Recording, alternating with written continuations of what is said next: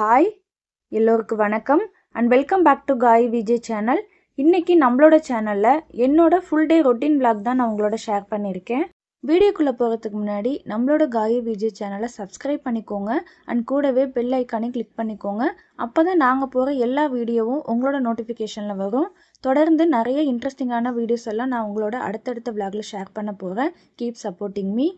காலையிலே 5:30க்குலாம் கிச்சனுக்குள்ளே என்ட்ரு ஆயாச்சு. அந்த அன்னைக்கு வீடியோ எடுத்ததுனால கொஞ்சம் சீக்கிரமாகவே எழுந்துட்டேன். மார்னிங் பிரேக்ஃபாஸ்ட்டுக்கு இட்லி ப்ளஸ் தேங்காய் குருமா தான் ரெடி பண்ணியிருந்தேன். ஃபஸ்ட்டு இட்லி ஊற்றி வச்சுட்டு அதுக்கப்புறம் தான் தேங்காய் குருமாக்கு ரெடி பண்ணியிருந்தேன்.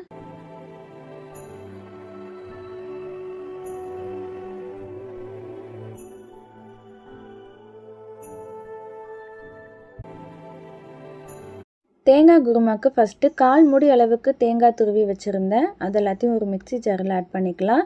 அது கூடவே 3 டேபிள் ஸ்பூன் அளவுக்கு பொட்டுக்கடலை சேர்த்துருந்தேன். ஒரு சின்ன துண்டு இஞ்சி, 3 பல் பூண்டு, 1 பச்சை மிளகாய், 1 டேபிள் ஸ்பூன் அளவுக்கு சோம்பு சேர்த்துருந்தேன். தண்ணி ஊற்றி இது எல்லாத்தையும் நல்லா அரைச்சி எடுத்துக்கலாம்.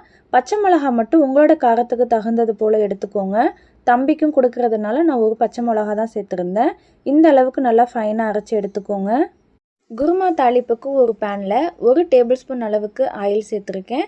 ஆயில் ஹீட் ஆனதுக்கப்புறம் அது கூடவே பட்டை ஸ்பைசஸில் உள்ள ஒரு சின்ன துண்டு பட்டை, 1 பிரியாணி இலை, சின்ன பட்டைப்பூ சேர்த்து லைட்டாக பொரிஞ்சதும் அது கூடவே ஒரு பெரிய சைஸ் வெங்காயத்தை நீல வாக்கில் பொடிசாக கட் பண்ணி வச்சுருந்தேன். அதையும் சேர்த்துக்கலாம். வெங்காயம் சீக்கிரமாக வதங்குறதுக்காக கொஞ்சமாக உப்பு சேர்த்து நல்லா வதக்கி எடுத்துக்கோங்க. வெங்காயம் லைட்டாக வதங்கினதுக்கப்புறம் ஒரு பெரிய சைஸ் தக்காளி கட் பண்ணி வச்சுருந்தேன். அதையும் அது கூட சேர்த்து நல்லா மிக்ஸ் பண்ணி விட்டுட்டு மூடி போட்டு வச்சிடலாம், சீக்கிரமாக வதங்கி வரத்துக்காக. சைட் பை சைடு இட்லி நல்லா வெந்துட்டு அது எல்லாத்தையும் எடுத்துட்டு ஒரு ஹாட் பேக்கில் போட்டு வச்சிடலாம். ஹஸ்பண்டோட யூஸ்வல் ஒர்க்கிங் டைம் மார்னிங் 8:30லேருந்து ஈவினிங் 5:30 வரைக்கும். 8:15க்குலாம் வீட்டிலேருந்து கிளம்பிடுவாங்க. அதுக்குள்ளாரையே மார்னிங் பிரேக்ஃபாஸ்ட்டுக்கும் மதிய லஞ்சுக்கும் சேர்த்தே சமைச்சு வச்சுடுவேன். இது சம்மர் டைம்ங்கிறதுனால இங்கே 10 மணிக்கு மேலே கிச்சனுக்குள்ளே நிற்கவே முடியல இந்த டைம்லாம். அதனால முடிஞ்ச வரைக்கும் காலையில் சமைக்கும் போது மதியத்துக்கும் சேர்த்தே சமைச்சிடுவேன். இட்லி எடுத்து வைக்கிற கேப்பில் வெங்காயம் தக்காளி ரெண்டுமே நல்லா வதங்கிட்டு இந்த டைமில் அரைச்சி வச்ச தேங்காய் பேஸ்ட்டை இது கூட ஆட் பண்ணிக்கலாம். அதே மிக்ஸி ஜாரில் தேங்காய் குருமாக்கு தேவையான அளவு தண்ணி சேர்த்து ஊற்றிக்கலாம். முத நாள் நைட்டே தூங்க போகும்போது பச்சை பட்டாணி ஊற வச்சுருந்தேன். அதையும் இது கூட சேர்த்து நல்லா மிக்ஸ் பண்ணி விட்டுடலாம். தேங்காய் குருமாக்கு தேவையான அளவு உப்பு சேர்த்து க்ளோஸ் பண்ணி விட்டு ஒரு 5 நிமிஷம் நல்லா கொதிக்க விட்டு எடுத்துக்கலாம். உப்பு கொஞ்சமாக தான் ஆட் பண்ணியிருந்தேன். வெங்காயம் வதங்கும் போதே கொஞ்சம் சேர்த்துறதுனால இப்போ குருமா நல்லா கொதித்து ரெடியாகிடுச்சு. இந்த குருமா பார்த்திங்கன்னா என் அம்மாவோட ரெசிபி. எல்லாத்துக்குமே காம்பினேஷன் சூப்பராக இருக்கும். இட்லி, தோசை, சப்பாத்தி, பூரி எல்லாத்துக்குமே வச்சு சாப்பிடும்போது டேஸ்ட் வைஸ் சூப்பராக இருக்கும். என்னோடய காலேஜ் டைமில் என் அம்மா மதிய லஞ்சுக்கு சப்பாத்தி கூட இந்த குருமா வச்சு கொடுப்பாங்க. ரொம்ப சிம்பிள் தான், குவிக்காக செஞ்சிடலாம். டிஃபன் ரெடியானதும் ஃபஸ்ட்டு ஹஸ்பண்ட் வச்சு சாப்பிட்டுட்டாங்க. இது பார்த்திங்கன்னா முதல் நாள் நைட்டு ஹஸ்பண்ட் திராட்சை வாங்கிட்டு வந்திருந்தாங்க. அது எல்லாத்தையும் வாஷ் பண்ணிவிட்டு ஃப்ரிட்ஜில் எடுத்து வச்சுருந்தேன். தம்பி இந்த வருஷத்துலேருந்து ஸ்கூல் போகிறான், எல்கேஜி. அவனுக்கு மதியம் ஸ்நாக்ஸ் கொடுத்து விடுறதுக்காக காலையில் எழுந்து வரும்போதே ஃப்ரிட்ஜிலேருந்து எடுத்து வச்சிட்டேன், கூலிங் எல்லாம் போகிறதுக்காக. ஸ்நாக்ஸ் எடுத்து வச்ச கையோட கூடவே அவனோட தண்ணி பாட்டிலும் ஃபில் பண்ணிவிட்டு அவன் பேக்கில் எடுத்து வச்சுட்டேன். நான் இந்த வேலையெல்லாம் பார்த்துட்டு இருக்க கேப்பில் ஹஸ்பண்ட் சாப்பிட்டதும் தம்பியை எழுப்பிட்டு அவனை குளிக்க வச்சு ரெடி பண்ணிட்டு இருந்தாங்க. அதுக்கப்புறம் நான் அவனுக்கு சாப்பாடெலாம் ஊட்டி விட்டுட்டு ஷூ சாக்ஸ்லாம் மாட்டி விட்டுட்டு இருந்தேன். இந்த மாதம் ஏப்ரல் 4ஆம் தேதியிலேருந்து தம்பிக்கு ஸ்கூல் ஓப்பன் பண்ணியிருந்தாங்க. ஃபஸ்ட்டு 2 டேஸ் மட்டும் பேரண்ட்ஸ் வர சொல்லியிருந்தாங்க. அதுக்கப்புறம் வர சொல்லலை, குழந்தைங்கள மட்டும் தனியாக ஸ்கூல் பஸ்ஸில் அனுப்பிவிட சொல்லியிருந்தாங்க. ஸ்கூல் டைமிங் பார்த்திங்கன்னா மார்னிங் 8:30லேருந்து ஆஃப்டர்நூன் 12:45 வரைக்கும். ஸ்கூல் பஸ் நாங்கள் இருக்கிற பிளேசஸ்க்கே வந்து கூட்டிகிட்டு போயிடுவாங்க. மார்னிங் 8:15க்கு வந்து கூப்பிட்டு போவாங்க. ஆஃப்டர்நூன் 1 கிட்டலாம் வீட்டுக்கு வந்துடுவான். இது வரைக்கும் அவன் எங்களை விட்டு தனியாக பிரிஞ்சு இருந்ததே இல்லை. இதுதான் ஃபஸ்ட் டைம். ஃபஸ்ட்டு 2 டேஸ் போகும்போது ரொம்ப அழுதான். அதுக்கப்புறம் தனியாக வர சொல்லும் போதெல்லாம் வீட்டிலேருந்து கிளம்பும் போதெல்லாம் அழகாக பாய் சொல்லிட்டு கிளம்பிடுவான். பஸ் ஏற்றி விட்டதுக்கப்புறம் கொஞ்சம் தூரம் போனதுக்கப்புறம் அழுவான்.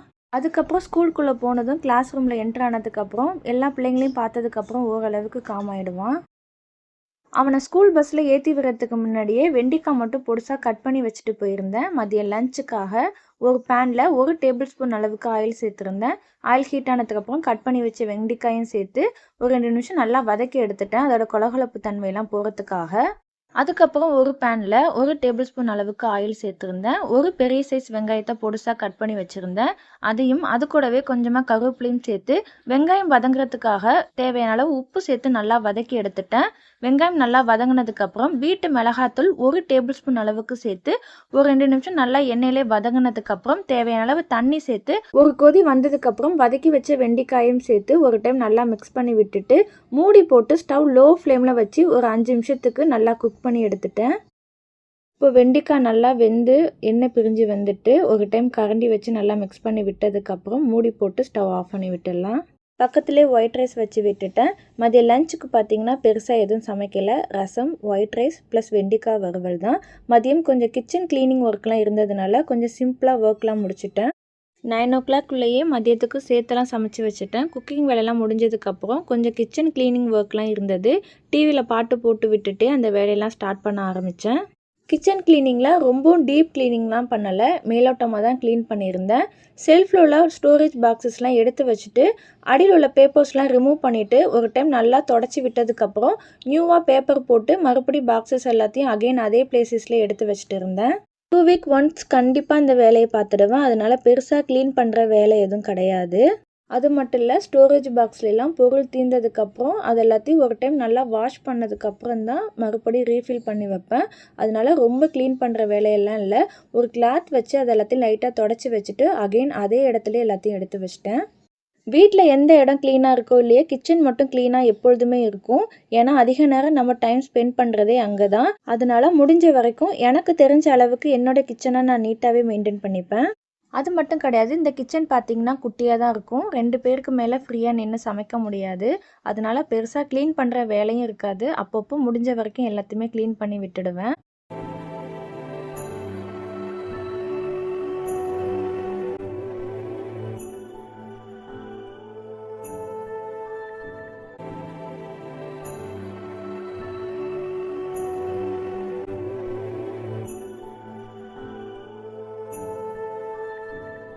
கிச்சன் க்ளீன் பண்ண கையோட வீடு எல்லாத்தையும் கூட்டி விட்டு மாப் போட்டு விட்டுட்டேன். காலையிலே துணி எல்லாத்தையும் மாடியில் காய வச்சுருந்தேன். அது எல்லாத்தையும் நல்லா ட்ரையாக இருந்தது. கையோட அதையும் டிவி பார்த்துட்டே மடித்து வச்சுட்டு இருந்தேன். தம்பி வரத்துக்குள்ளாரே முடிஞ்ச வரைக்கும் எல்லா வேலையும் முடிச்சு வச்சிட்டேன். ஏன்னா அவன் வந்ததுக்கப்புறம் எனக்கு அவனை பார்க்கவே தான் கரெக்டாக இருக்கும். அதனால் அவன் வரத்துக்குள்ளார முடிஞ்ச வரைக்கும் என்னென்ன வேலையெல்லாம் பார்க்க முடியுமோ அது எல்லாத்தையும் பார்த்து வச்சுடுவேன். துணியெல்லாம் மடித்து வச்சதுக்கப்புறம் ஒரு 12:30 கிட்டலாம் கீழே போயிட்டேன் அவனை கூப்பிட்டு வரத்துக்காக. வந்ததும் அவனுக்கு ட்ரெஸ் சேஞ்செல்லாம் பண்ணி விட்டுட்டு கொஞ்சம் ஃப்ரெஷ்ஷப் ஆனதுக்கப்புறம் சாப்பாடு ஊட்டி விட்டுட்டு அவன்கிட்ட மிஸ்ஸு உனக்கு இன்றைக்கி என்னென்ன சொல்லி கொடுத்தாங்க, நீ ஸ்கூலில் என்ன பண்ணன்னு கேட்டால் லைனாக சொல்லுவான். மிஸ் இன்றைக்கி டான்ஸ் ஆடினாங்க அப்படிலாம் ஒன்று ஒன்றா சொல்லுவான். அவன்கிட்ட அது எல்லாத்தையும் கேட்டுகிட்டே பொறுமையாக சாப்பாடு ஊட்டி விட்டுட்டு அவனை தூங்க வச்சிட்டேன். தம்பி தூங்கினதுக்கப்புறம் கொஞ்சம் எடிட்டிங் வேலையெல்லாம் இருந்தது. அந்த வேலையெல்லாம் பார்த்து வச்சுட்டு அவன் கூடவே கொஞ்சம் படுத்து நானும் ரெஸ்ட் எடுத்துட்டேன். அதுக்கப்புறம் வீடியோ எதுவும் கண்டினியூ பண்ணலை. நைட்டு தான் கண்டினியூ பண்ணியிருந்தேன். நைட் டின்னருக்கு ஆஸ் யூஷுவல் தோசை தான். அதுக்கு சைடிஷ் பார்த்திங்கன்னா பெருசாக எதுவும் செய்யலை. மார்னிங் வச்ச குருமா இருந்தது, அதுவே ஹஸ்பண்ட் போதுன்னு சொல்லிட்டாங்க. சாப்பிட்டு முடித்ததும் சிங்கில் கொஞ்சமாக பாத்திரம் இருந்தது, அது எல்லாத்தையும் கையோட வாஷ் பண்ணி வச்சுட்டேன். நைட்டே பாத்திரம் எவ்வளோ இருந்தாலும் வாஷ் பண்ணிவிடுவேன். ஏன்னா மறுநாள் காலையில் எழுந்து வந்து சமைக்கும் போது ஈஸியாக இருக்கும். அதனால் முடிஞ்ச வரைக்கும் நைட்டு எவ்வளோ நேரம் ஆனாலும் நைட்டே எல்லா பாத்திரத்தையும் வாஷ் பண்ணி வச்சுடுவேன். கையோட கிச்சன் கவுண்டர் டாப் எல்லாத்தையும் ஃபுல்லாக தொடச்சி விட்டுட்டு தூங்க போயாச்சு. அவ்வளோதாங்க, இதோட இந்த vlog முடியுது. அடுத்த ஒரு இன்ட்ரெஸ்டிங்கான vlogல உங்கள் எல்லோரையும் நான் மீட் பண்ணுறேன். பாய்.